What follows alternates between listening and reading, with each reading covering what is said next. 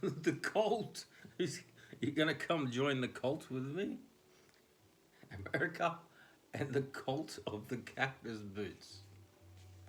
I would have saw another video where I won this. I've read it already, but when I read it the first time, I wanted to read it, so I read it. There's a lot of things in there that I was like, wow, I need to research about that. And there was a lot of words in here I did not know. So I was like, I need to read this book again. I really enjoyed it, and it empowered me to feel really creative and want to push into writing poetry and music and letting my creative spark be out in the world. That's what it did to me the first time. And I did, yeah, did start being more creative. And I'm into music now and so forth. But I've been given the opportunity to read this book with the author. We've got a group read going on. So I get the chance to ask him questions. Because sometimes I don't know what he's going on about. He's into metaphysics, quantum physics, some other quasi physics. I don't know. I'm not the smartest dude. You know me. I've always got questions and never the answers. So I'm going to start reading this book again. But this time, if I come across something I've got no idea what what he's talking about, then I will do a bit of research.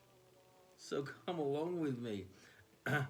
I'll let you know when I don't know what he's talking about. We'll, and I don't know, we'll see what happens. So you'll just be reading along with me. I will stop at some stage because I'm not going to read the whole book to you. You need to go buy it yourself at Krona Summer. Yeah, Krona. I've got quite a few books. The other ones I've got is this one. Krona Summers dot. Summers dat. Summers dat.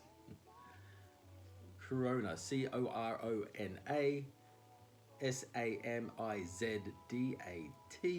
CoronaSammersDat.com. You can pick up that one. You can get no, you can't get a little matching one like I got, because this one's a limited edition. And so is this one's a limited edition. So, I've got 2 books in gold. Pretty cool. So, let's stop rambling. It's been 3 minutes already, and I haven't even started reading yet. So, find the beginning, and off we go. There's the acknowledgements. We start with a quote. Language is the house of being. In its home man dwells. Those who think and those who create with words are the guardians of this home. Guardians of the galaxy.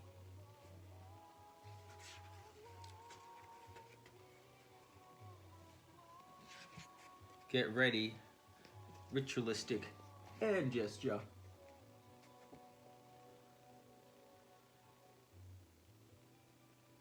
To join the cult.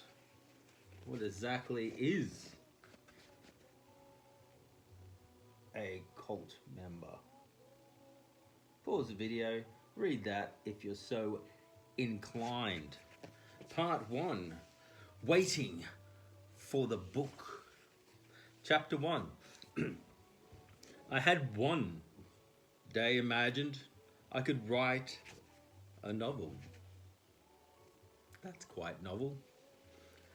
But time got away from me, as it does, as it always does these days. And like everyone else in America, just a few moments before the end of the world, I instead brought my hands up to the side of my head and pulled my screen sync 6 down over my face, opened my eyes, dove deeply into the stream, and watched the world quickly drift away.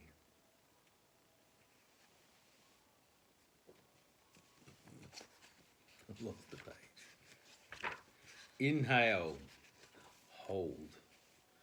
Exhale. Welcome. This is a possible world. By reading this book, you shall enter the ethereal plane of the fourth dimension Terrasect. Submit to the cult. Enter the realm known as the cultic Catalum.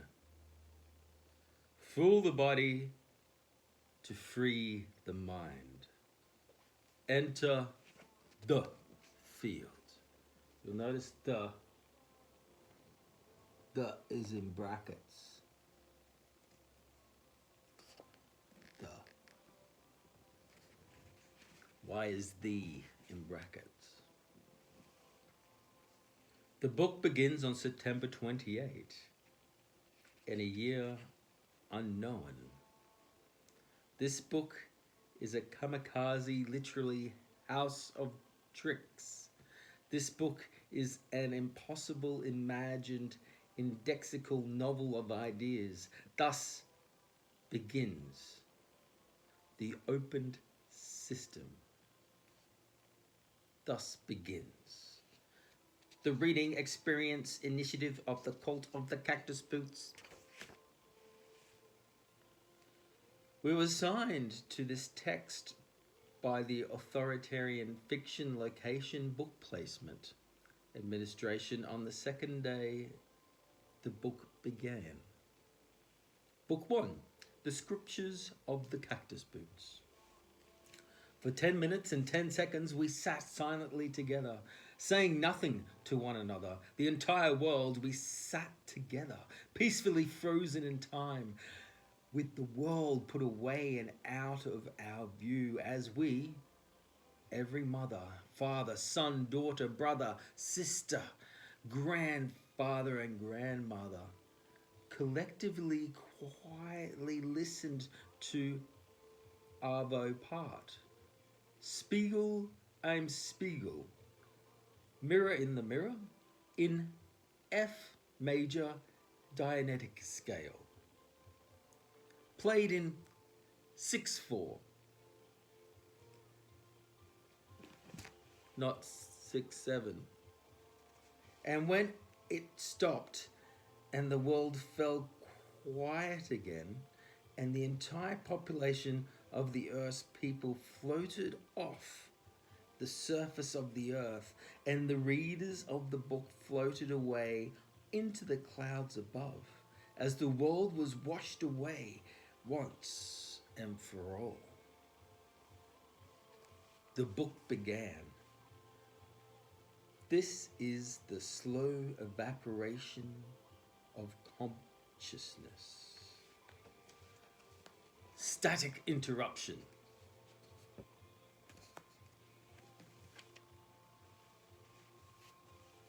The Hive Mind Gazette, September 28. In another stunning iconoclastic blow in human liberty, that's a word I don't know, I'm gonna look that up.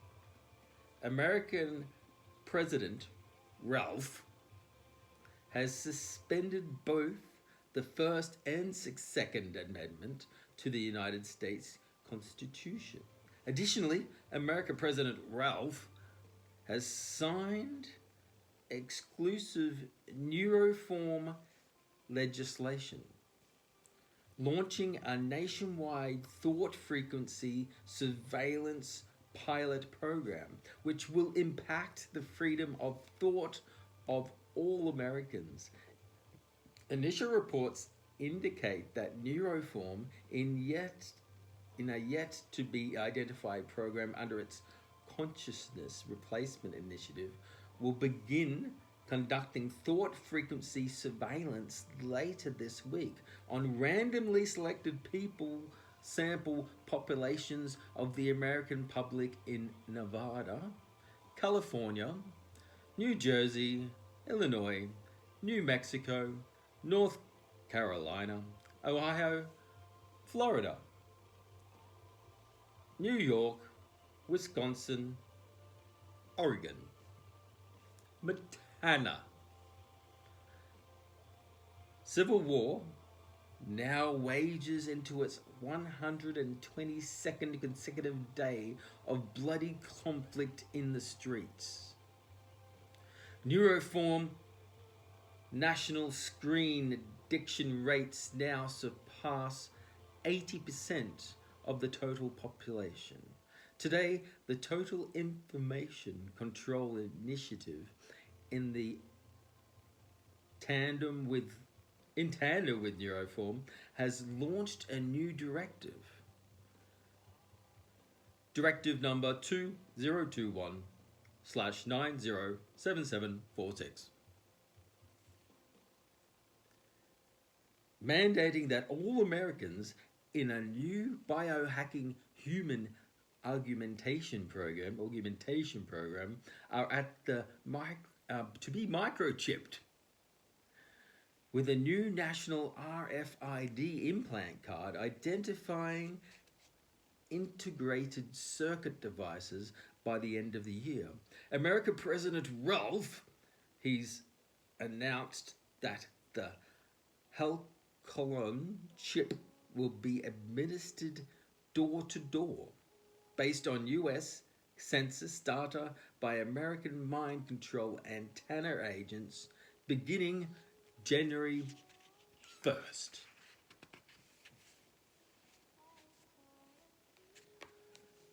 The underground labyrinths are world tunnels that contain all collected narrative threads of human history. It's a labyrinth below the surface of the earth, consisting of an infinite maze of networked tunnels bound together like millions of neurons. These tunnels are not normal tunnels. They are tunnels made of language. Tunnels built by the cylindrical architecture of words. Under the surface of America rest the intertwining sentences of every story ever written. The paths that we have to walk to find our way to Rick Harsh are sentences of his book, The Manifold Destiny of Eddie Vegas. That's a book written by Rick Harsh, who is the main dude who runs the press. We very painfully ripped our minds out of our bodies and looked down at the remains, stunned to see the shattered debris of the entire universe strewn out on the ground below us. In many regards, it was our fragile inability to escape entropy that made us all stronger, as we each walked in our own way toward the misplaced kaleidoscopic kinship function of the book. But we all felt a little better knowing that somewhere we were all just on the other side of the same pages, looking down at the words, or in other words, each other, trying to equally identify, hopefully for the same reasons, that what exactly it was that we were all trying to achieve in such a distant and fundamentally unknowable world. We all find our way to particular books, sometimes for certain reasons and other times for reasons uncertain to us. But when we are found alive inside the right ones, only then do we oftentimes feel in that present moment that we have once and for all become ourselves. And for those extended, often infinite moments spent inside that book, we can say that we have then, and only then, finally returned home. This is a book about writing a book while waiting for a book to arrive in the mail.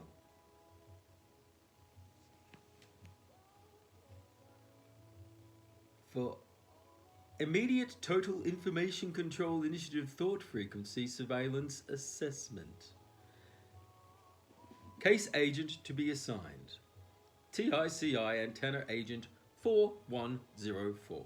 Objective: immediately begin direct thought frequency surveillance of the highly subversive Friedenberg Walton Harsh World Terrorist Network.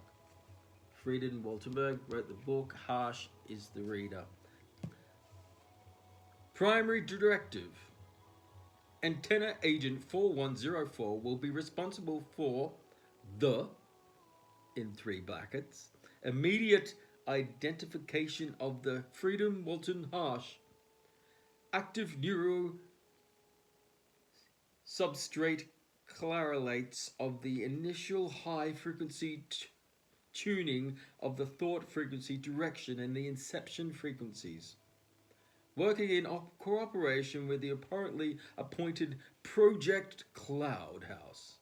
Agents who will scan, tune, and locate the active creative thinking neuro groupings specific to the surveillance and the suppression substance and correlates. Avoid, neutralize, or eliminate any interfering static interruption while conducting all surveillance.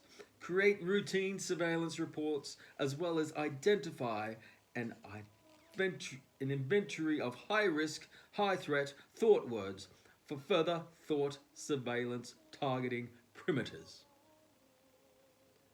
All assigned antenna agents are to immediately report to Operation Bovine Mind Dome in Whitaker, Kansas, for entry into the Friedenberg Walton Harsh World Terrorist literary text stream. All assigned antenna agents will use the gateway experience for long-term remote entry access, what has been described by the Total Information Control Initiative as the book. All agents will ascend through 7-wave out-of-body process to enter the book, following the sequence: Wave 1, discovery. Wave 2, threshold. Wave 3, freedom. Wave 4, adventure. Wave 5, exploring focus 15. Wave 6, Odyssey. Wave 7, Voyager. Upon entry into the book, the assigned antenna agents are to report to Operation Bovine Mind Dome Operative 11 for literary text stream text analyst assignment location protocol. The reader, the novel's central protagonist, enters what is known as the book. The reader, that's you and me. We're entering the book. Here, we're entering here.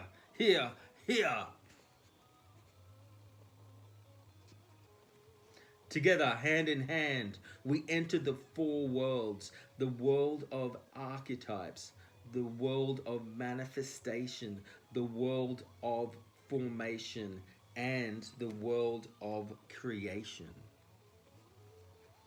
A few moments after the entire population of the Earth's people floated off the surface of the Earth, the world once again, as it was in the beginning, was empty and completely quiet.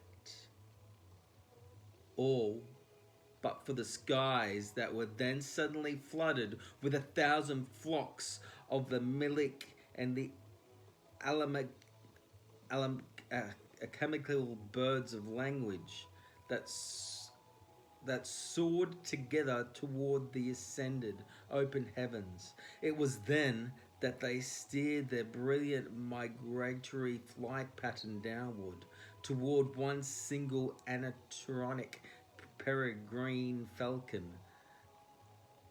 that was also charging in flight downward, chasing after an invisible prey before its own logarithmic flight pattern, which took its shape in a sublime Fibonacci spiral until it opened a porthole in the center of the sky that it passed through. As all the Malik remaining in the world, Milik, Melik, remaining in the world, also passing through the porthole, as they too pass through, following the entire population of the world into the unified field. Once the people of Earth, the animatronic peregrine falcon, and the 1,000 flocks of Milik ascended, the porthole closed. And then the world, for the last time, closed its eyes and went gently back to sleep. We are a symphony of 30 million different species, intricately colliding, furiously spinning at 1,000 miles per hour on a ball of solid rock, basalt and granite on a precariously wobbling axis, prattling along lost in space, hoping that someone would hear our voices or read our words and stop us, even if for just a moment, to reach out and say, it's all going to be okay.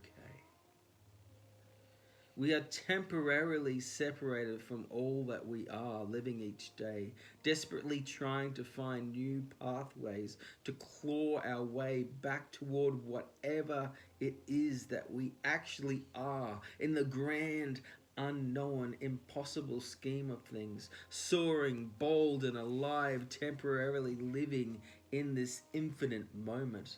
Thus, return to take refuge in our books. We pause to seek to take refuge in a word as we strive to understand how we not only learn how to navigate our way through the complexity of our lives, but we also use our books to learn more deeply how we navigate the seemingly insurmountable vastness of our world, as well as each other. The lonely, isolated reading orbits of a million burnt-out planets seemed to fall dark. But somehow this one still managed its soft, glimmering light, blue, gentle appeal, calling out, screaming at the top of dying, plague-ridden lungs, both left and right into the universe, hoping that maybe someday something or someone would reach out and with a call and response, eloquently providing some type of refrain, outlining the million little ways it would one day save us from ourselves. But as of today, that call has yet to arrive, so we just stop and sit back down and continue to write in these books, authored for our future selves, hoping that in some way we see how they may change before these rugged carved paths in our history become forever unchangeable. Preceding the world and preceding the words, we are all wavelengths, The manner in which we structurally code these wavelengths determines the perceptive nature of the worlds we build.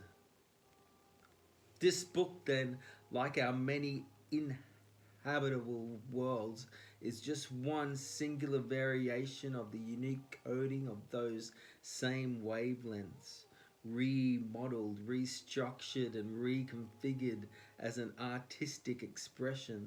Thus, this book is a possible world. Abandon the meanings of the words and strip them of their structures, and once again we return to experience the nature of the primordial wavelengths existing as the same unchanging energy as has always been and always will be, regardless of the temporarily beautiful formations we struggle to conform with them within today.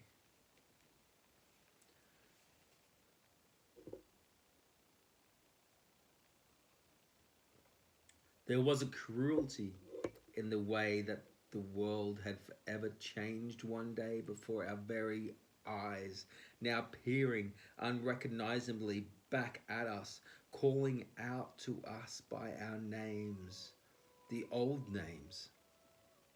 The names we would now never remember because we had too many times throughout our troubled history renamed ourselves, but we could not bring ourselves to reply, as we no longer held the words we needed in our hands to describe in one another what we had now just become. We had turned our backs on one another. We had turned our backs on humanity, and we boldly stepped across the precipice into the abyss. How dare we let ourselves forget? There is great danger. Enter the book of the timeless present moment. Decodified zone bioinformatics begin. So it begins. We are now entering into the third repeated cycle of our universal conformal cyclic cosmology. We dance in the brilliance of such atrophic magnitudes that we foot ourselves, expressed in postmodern arabesques, into the belief that maybe somehow, someday, this won't all come to a fuck, you know the word, and yeah, you know what I'm trying to say. Collapsing in on itself 1,000 times over again until all that remains is the smouldering ash of our last hope that maybe it would in some way someday start all over again. Conformal cyclic cosmology number 4 begin. Conformal cyclic cosmology number 5 begin. Conformal cyclic cosmology number 6 begin. Through the impossible cosmic microwave background radiation noise, we put our ears to the sky and we begin to listen. Transmission from the great beyond, number 241. In a very real sense, the greater risk is restraint. Well, I don't know. It's just that if there's some connection, I have no idea. I just think that it has to, the first presentation of it, I don't know how you would put it. You're the author, and he is the, that helps. You're the author. He's the illustrator. So when you have a little title page, what does the wait for Eddie Vegas have to do with it? Or all that? It doesn't have to be accurate or revelatory, whatever, but there should be some suggestions so that it's known that this is something that's tied with the book, the press, and its minds coming together. It's pretty amazing, all in all, that things are coming together. Wow, man, where have you been? Have you considered what we're going to call this function non-fiction type of non-fiction type of fiction type of cult of the cactus boots is what blanketed dish to blender. We got to have a descriptor. What's going to be just as much as fun as aloof, I think. It's coming across at least less and less surprising and oddly more and more amazing. Somehow it's just Mrs. Quick inevitability. As soon as that thing is done, I'm going to be excited and I want to get it out. So there. This text thus far, or the book itself, that is, it's as dense as a Cornish game hen's to-do list during a Civil War time trip to the gallows, if the gallows were measured in a nun's rusted tackle box, half full of the back due rent in a small gardener's glove full of locusts, the ones that threw those great parties we read about Nixon hosting back when his handsome hands held sweetly the modern but mercurial humidinucleus encrypted in the nation's grand, ever so sophisticated quantum consciousness, with the likeness of the freshly minted silver dollar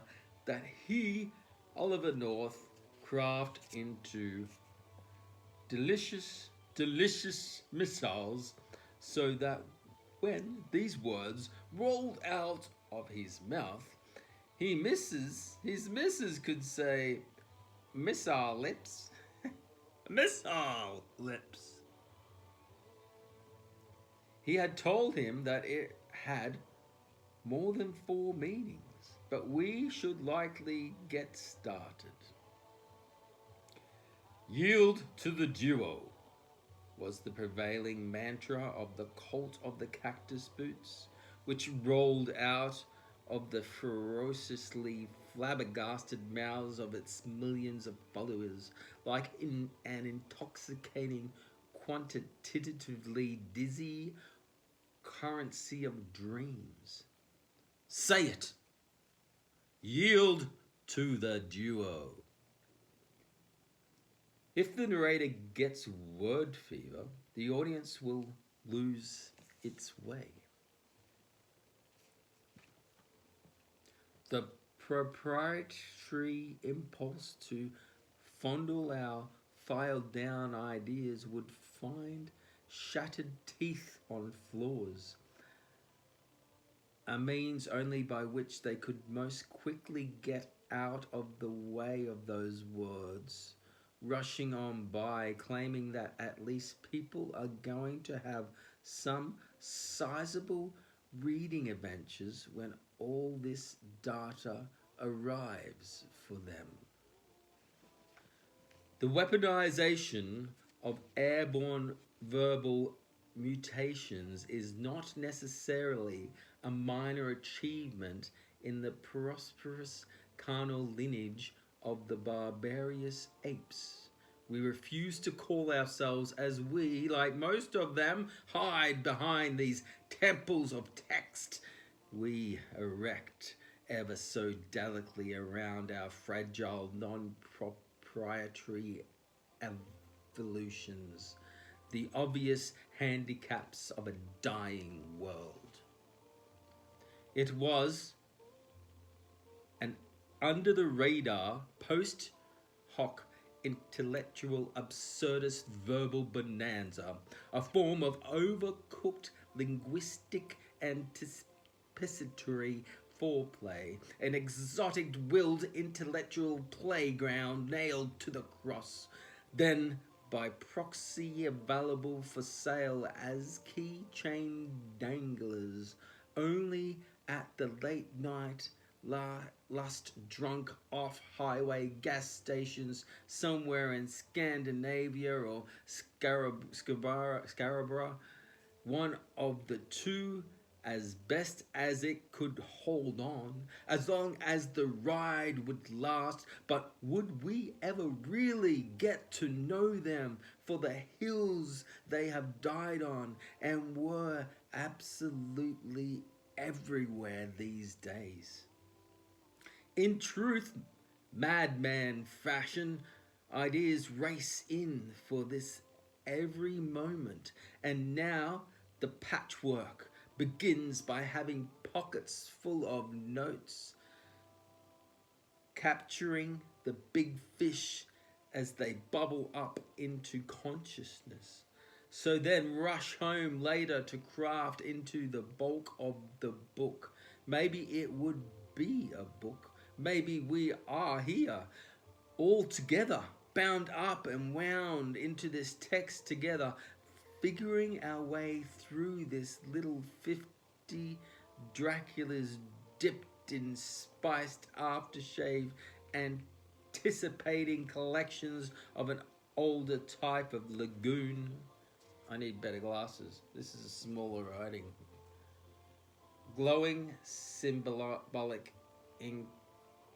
Jeffrey's symmetrical revolution, and the R is in brackets, a small print there.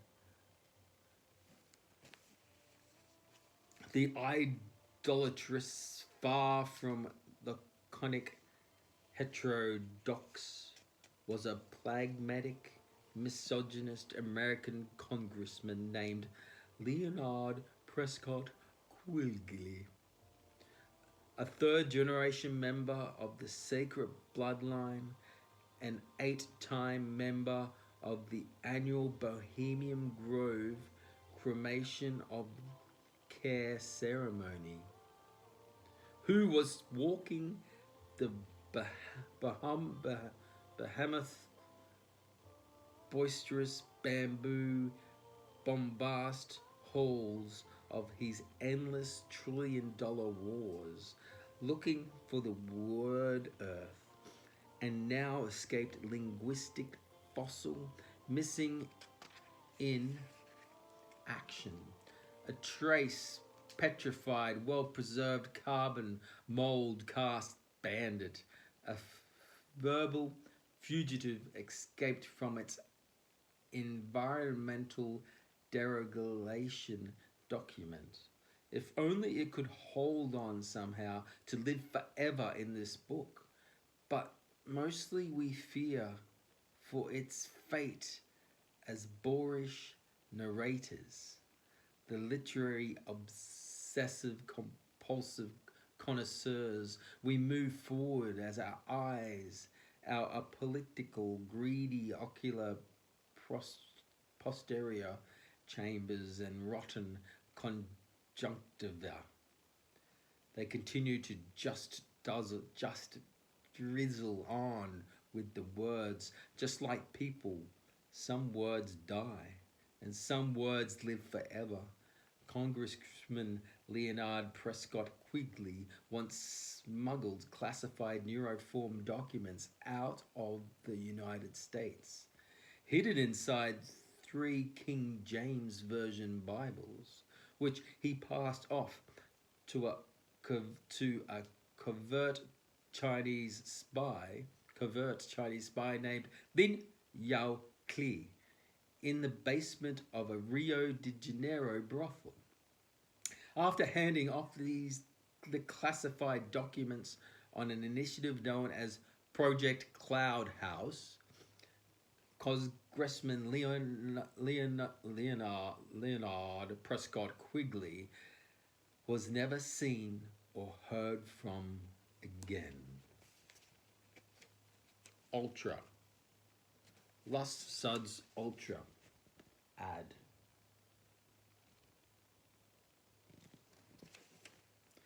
Hey America, you're a beer man. It's a beer commercial. Transmission from the great beyond, number 212.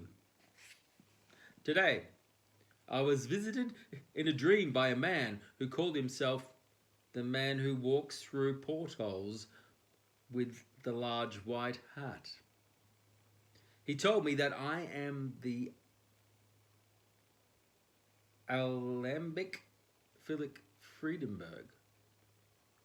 I was standing at a urinal expressing myself while looking at an advertisement for a beer called Lust Suds Ultra. The advertisement was an unusual twist on the Arnold Brocklin painting, The Isle of the Dead.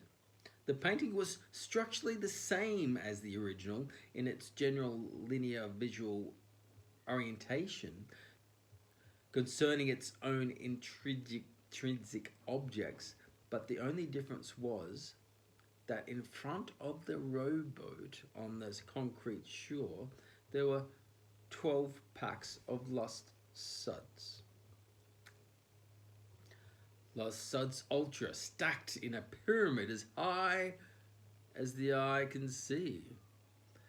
This paper advertisement was plastered directly at the inescapable eye level that advertisers love to capture the temporarily incarcerated visual field of the paralyzed man, as he stands relieving himself at an urinal, pulverizing his umilangada with high volume consumption synaptic signaling. I was on the run from Colo Vivo, who was hollering for some type of justice, gone mad and drunk, sweeping up the floor with his special blend of delirium, as he had been kicked out of the bar time and time again. Collectivo, well, that's what I call him, because Colo, Shaka something is bicycle, and Pivo is beer.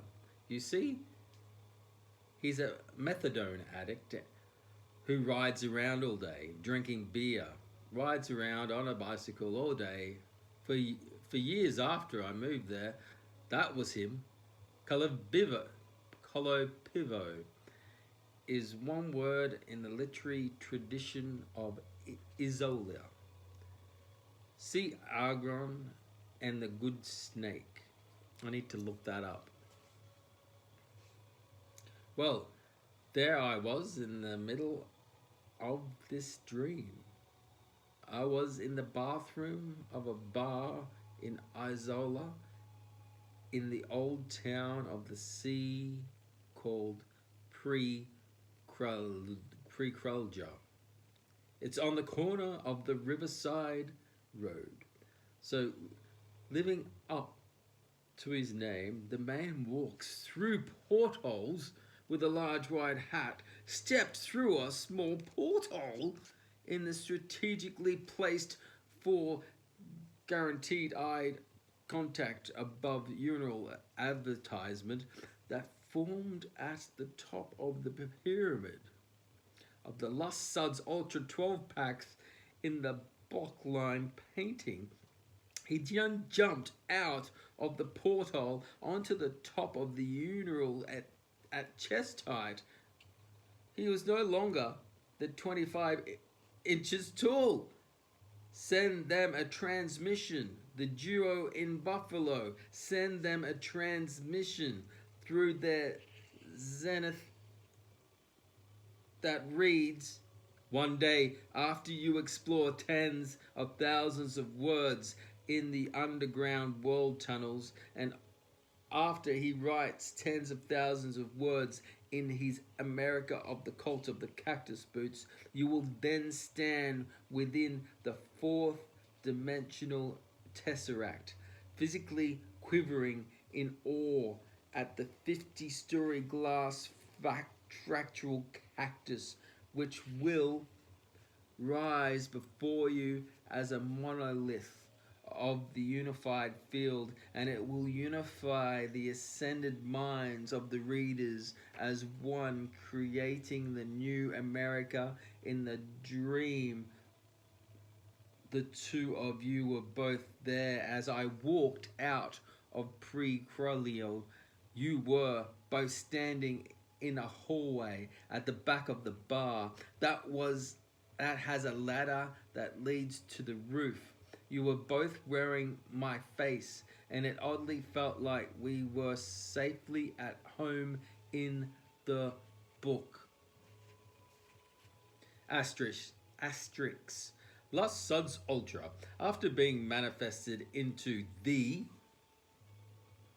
bracket real world from the Rick Harsh barroom Uneral Dream World, went on to become America's top-selling beer in the United States in the year 2022.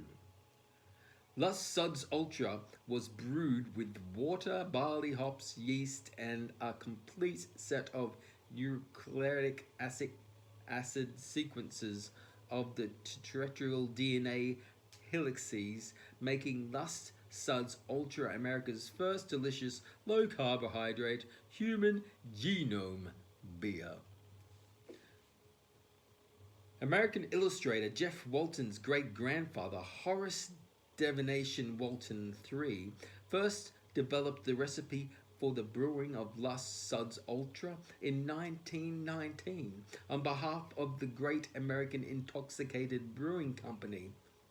In 2021, after the book America and the Cult of the Cactus Boots, the Diagnostic, we first published, Jeff Walton perfected his great-grandfather's human genome blend of American beer, which would become the highest-selling beer in America, secondly only to Anheuser-Busch's Budweiser.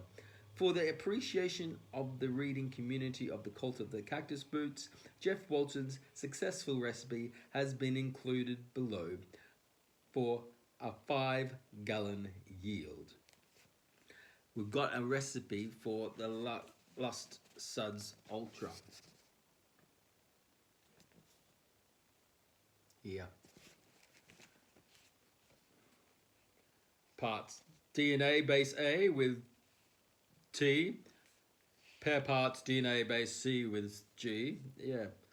3/4 Gilenta, final gravity at 1 point, and the average alcohol content is 6.3.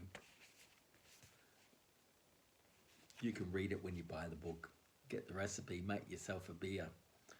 The recipe represented the pharmacological furnace of alchemy, in which, with each sip, we devoured the representationally depleted structure of our previous selves, which became the first original birth once we had learned how to eventually abandon the fragility of our slowly dying bodies. In time, we would learn how to morphologically shed the radiant, radioactive skin of 1,000 past lives, yet in the transformation enduring theatics of our repetitive, hourly, cerebral meditations, crudely formalized in crystalline phantom word strings, which took the unusual, transparent,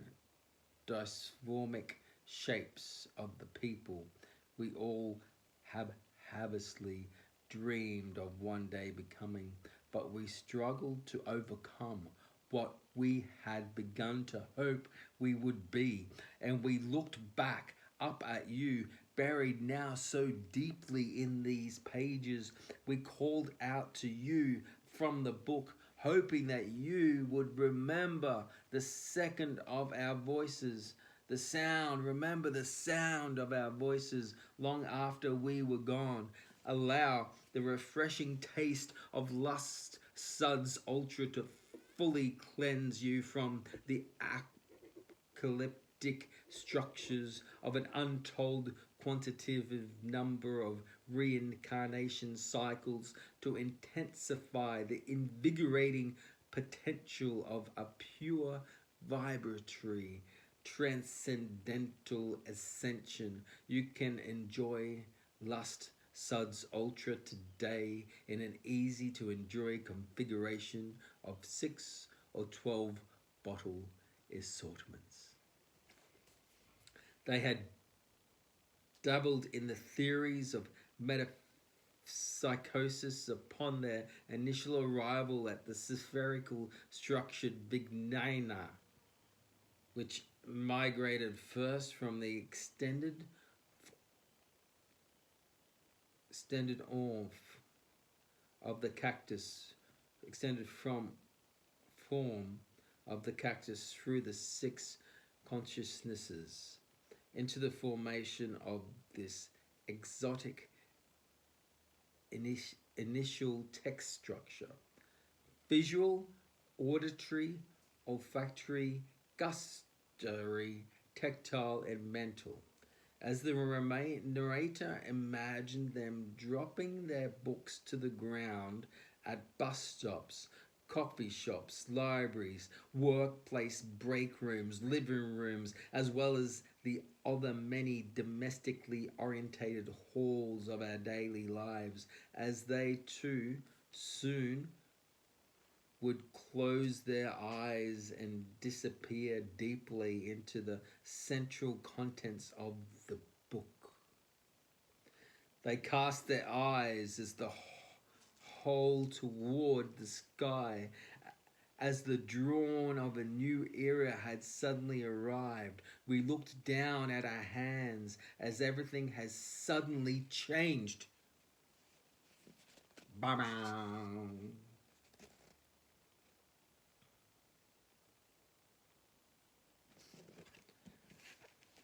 They've got masks on. That's Rikash.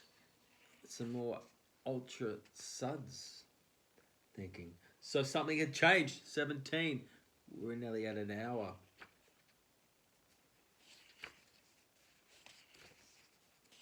So I think I'll leave it there for now. And I'll come back and continue. Part 1. See you for part 2. I'm going to hang out with Rikash Face. And I'll see you soon.